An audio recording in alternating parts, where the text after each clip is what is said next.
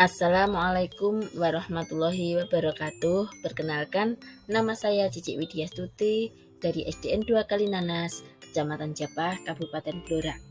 Pada kesempatan ini, saya akan memaparkan isi dari topik 2 kurikulum merdeka.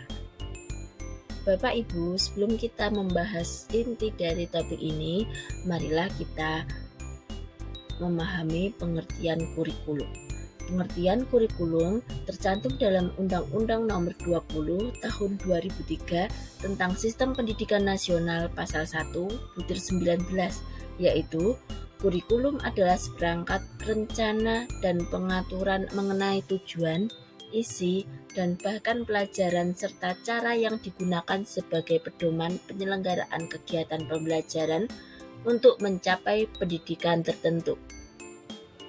Kurikulum yang baik adalah kurikulum yang sesuai dengan zamannya dan bersifat dinamis, yaitu terus dikembangkan atau diadaptasi sesuai konteks dan karakteristik murid demi membangun kompetensi sesuai kebutuhan mereka, baik di masa kini ataupun di masa depan. Berikut ini adalah fungsi kurikulum. 1. Kurikulum merupakan alat untuk mencapai tujuan pendidikan nasional.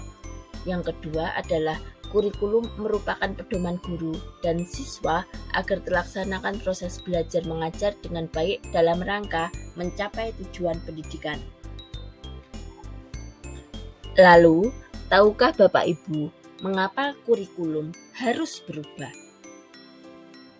Kurikulum perlu dirubah karena agar relevan dengan perkembangan zaman, kemudian agar dapat memenuhi kebutuhan belajar murid, dan juga agar dapat menyiapkan generasi cemerlang di masa depan.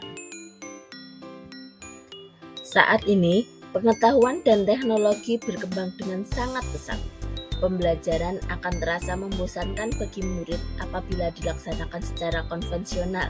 Maka dari itu, perubahan kurikulum diperlukan sesuai dengan perkembangan zaman. Dengan adanya kurikulum merdeka, pembelajaran lebih berpihak kepada murid sehingga pembelajaran akan lebih menyenangkan.